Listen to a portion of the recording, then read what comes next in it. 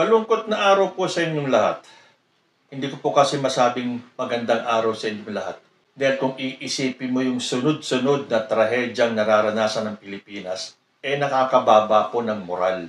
Matapos po ng malakas na lindol sa Cebu noong September 30 na sinundan ng malaking sunog sa Davao City noong October 2, na sinundan naman ng lindol sa Vigan, Ilocos Sur noong October 5, at ngayon, October 10, isang napakalakas na lindol na tinalo pa yung magnitude 6.9 ng Cebu ang tumama sa Davao Oriental. At ito ay umabot sa magnitude 7.4.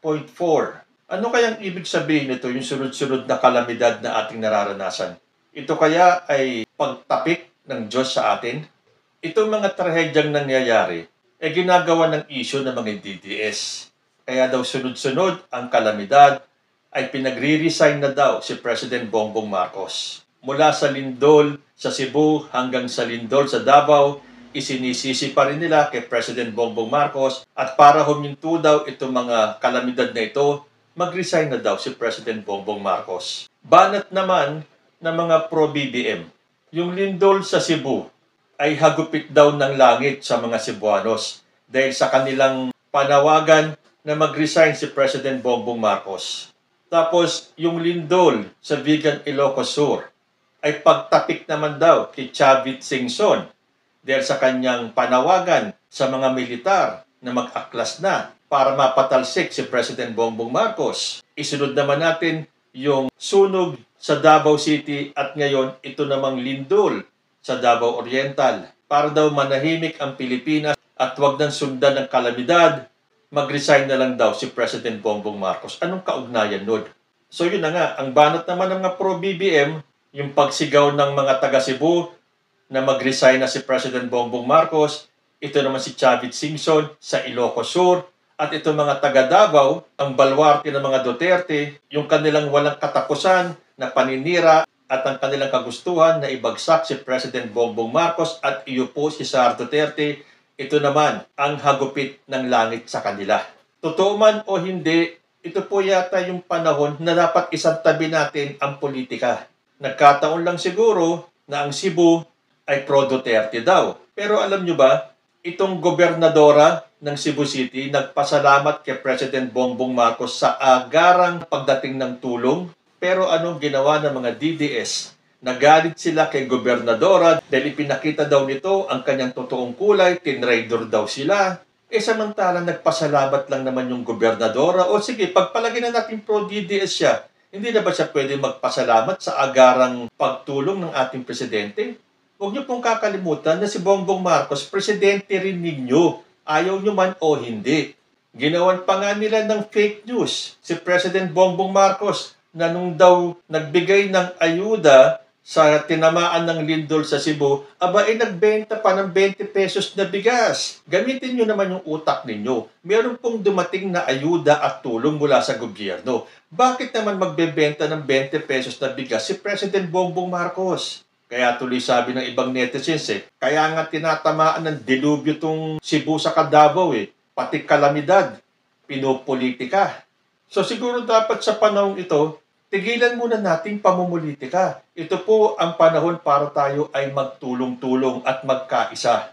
In fact, baka nga talagang tayo ay tinatapik ng Diyos na kailangan nating magkaisa. Dahil iisa yung bansa natin Apakaliit ng Pilipinas, watak-watak pa tayo.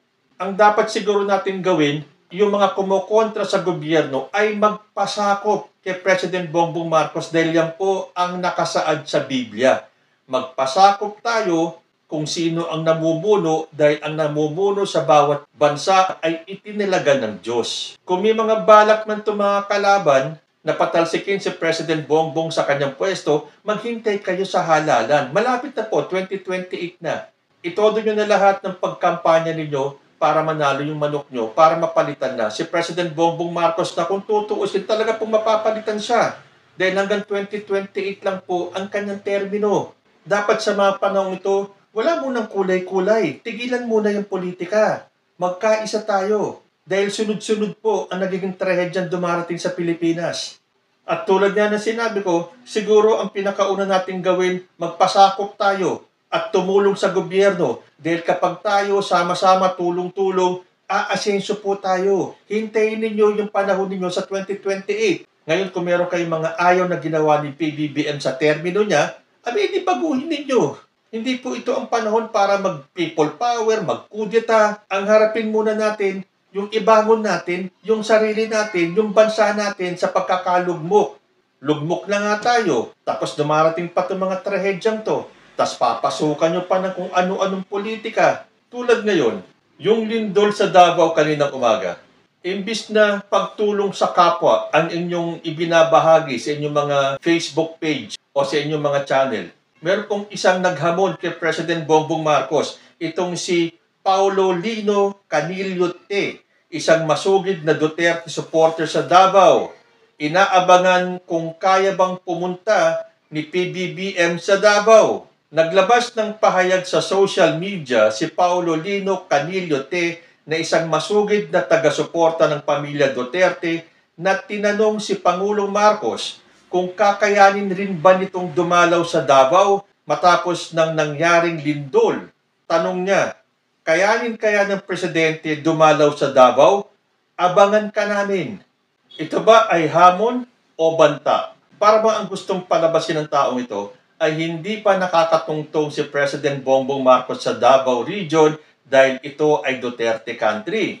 Dahil ang hamon niya kay PBBM ay kung kaya nitong pumunta ng Davao at ang parang pagbabanta ay abangan ka namin. So nag-search po ako sa Google kung hindi pa nakakatapak ng Davao Region si President Bongbong Marcos. Dahil sabi nila takot daw itong pumunta ng Davao dahil Duterte country ito. So ito po ang mga nakalap kong balita. Una, President Ferdinand Bongbong Marcos arrived in Davao City on Thursday, May 23, 2024. Pangalawa, President Ferdinand R. Marcos Jr. personally visited Davao Region on June 6, 2024. At noong February 16 naman, 2025, PBBM's visit to Davao del Norte.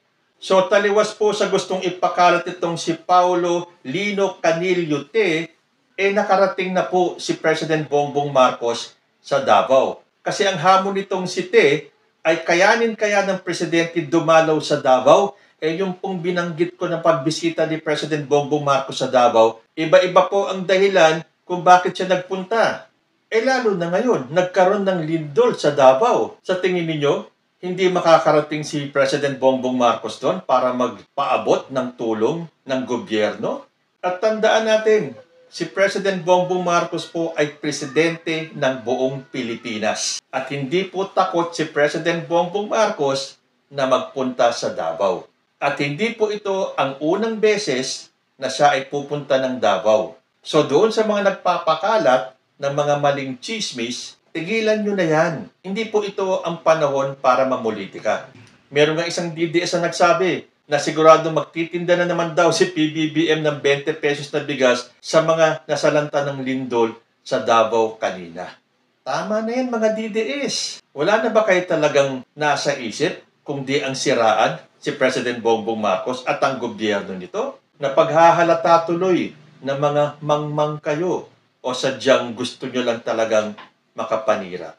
So, ipanalangin po natin ang mga nasalanta ng lindol kanina sa Davao.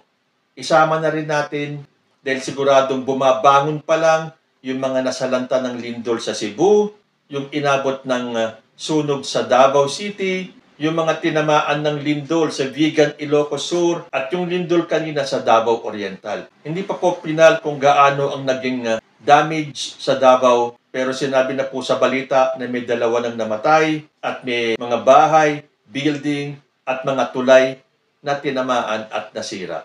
Magkaisa po muna tayo ngayon, even for this moment, itong mga panahon na to, na sunod-sunod ang dagok ng Diyos sa atin dahil sa ating pagkakawatak-watak. So ang panawagan natin sa mga DDS, ceasefire muna sa fake news. Tulungan muna tayo. Kayo po, anong masasabi ninyo? Comment lang po down below and I will see you in my next video. Diyos, ti Agmina.